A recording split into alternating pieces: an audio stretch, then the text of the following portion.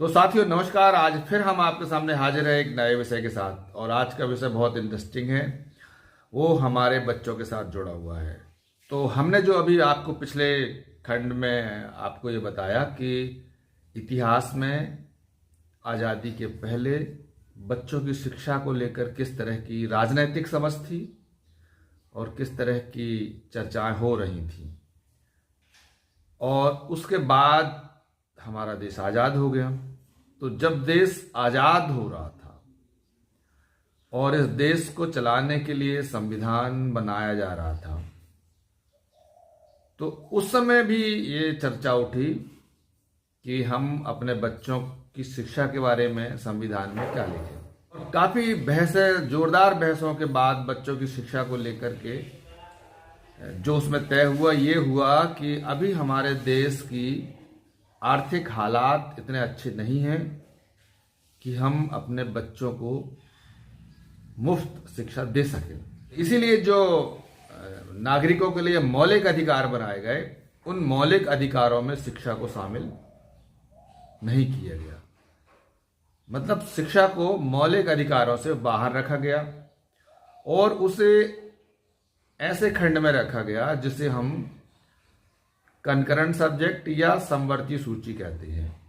इसका मतलब ये है कि इस शिक्षा को लेके राज्य भी चाहे तो अपने कानून बना सकते हैं और केंद्र भी चाहे तो अपना कानून बना सकती है। लेकिन चूंकि केंद्र ने तो उस समय ये बात कह दी कि हमारी हालात इतने अच्छे नहीं हैं कि हम अभी बच्चों को शिक्षा दे सकें, तो वास्तव में बहुत अच्छे नहीं थे। लोग भूखमरी थी, लोगों के लिए बुनियादी आवश्यकताएं, पानी पीने के लिए उपलब्ध नहीं था, भोजन नहीं था, विदेशों से लोगों के खाने के लिए इंतजाम किया जा रहा था, बिजली नहीं थी, सड़कें नहीं थी, इंफ्रास्ट्रक्चर नहीं था, सिंचाई की परियोजनाएं नहीं थी। और ऐसी हालात में ये देश हमें मिला था और अंग्रेज उसे अधिकतम जितना चाहते थे लूट पाट करके ले गए। जो शुरुआत का समय था उसमें सबसे ज़्यादा ध्यान हमारा लगाया गया कि रोटी, कपड़ा और मकान पर। उसमें यह कहा गया कि लगभग 10 साल लगेगा हमको इन हालातों से बाहर निकलने के लिए, और इसीलिए हम 10 साल बाद बच्चों की शिक्षा के बारे में सोचेंगे। और वो जो 10 साल हैं, वो 10 साल आते आते 50 साल से ऊपर तब्दील हो गए और वो 10 साल नहीं आए। इसका मतलब ये नहीं है कि बच्चों के लिए शिक्षा की व्यवस्था नहीं की गई। बच्चों के लिए शिक्षा की व्यवस्था की गई, स्कूल खोले गए, लेकिन ये ऐसा था कि उसको लेके कोई शिक्षा एक स्कीम की तरह थी कि जिसको मिल जाएगी मिल जाएगी, नहीं मिलेगी तो नहीं मिलेगी। कोई इसमें क्लेम नहीं कर सकता कि हमारे बच्चों को शिक्षा क्यों नहीं मिली। तो शिक्षा एक तरीके से अनिवार्य सब्जेक्ट के तौर पर नहीं थी देश के लिए, एक स्कीम की तरह शिक्षा को लागू किया गया। इसीलिए शहरों में स्कूल बन गए और गांव तक स्कूल पहुंच नहीं पाए।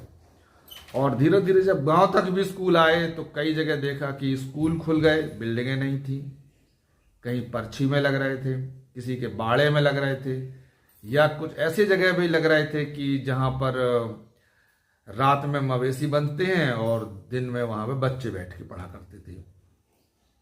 और ऐसे हालातों में हमारे देश की शिक्षा 50 से 60 साल तक चली, और उसके बाद भी काफी बंदोबस्त शिक्षा को लेकर किए गए, कई अभियान चलाए गए, आयोगों का गठन हुआ और आयोगों ने जो सलाह दी उसके आधार पर काम हुआ।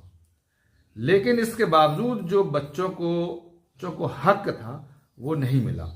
तो पहला काम ये था कि जो बच्चों की शिक्षा है वो चूंकि कंकरेंट सब्जेक्ट में थी, तो वहां से हमको उठा करके लाना और हमको जो नागरिकों के मौलिक अधिकार है, फंडामेंटल राइट्स हैं, उसके अंदर शामिल करना था। तो इसके लिए संविधान में संशोधन की आवश्यकता थी।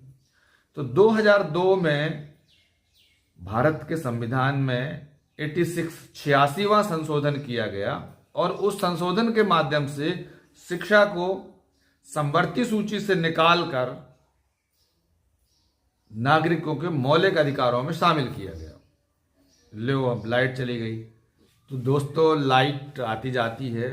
तो जो मैं आपसे बता रहा था कि शिक्षा जो है वो समवर्ती सूची का विषय था, अब जो है वो मौलिक अधिकारों में शामिल कर ली गई है।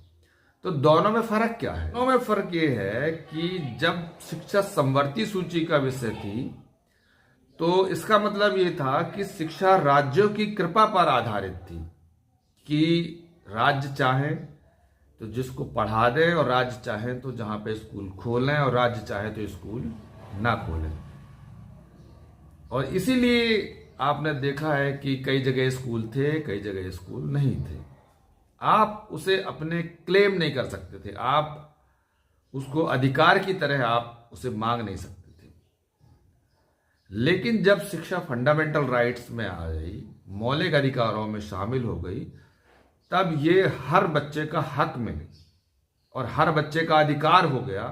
अब वो किसी राज्य की या किसी सरकार की कृपा नहीं रही, अब ये मौलिक अधिकार हो गया है हर एक बच्चे का कि शिक्षा हमारा हक है।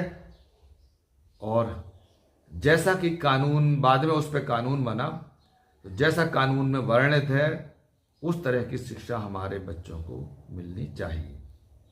अब ये मौलिक अधिकारों में शामिल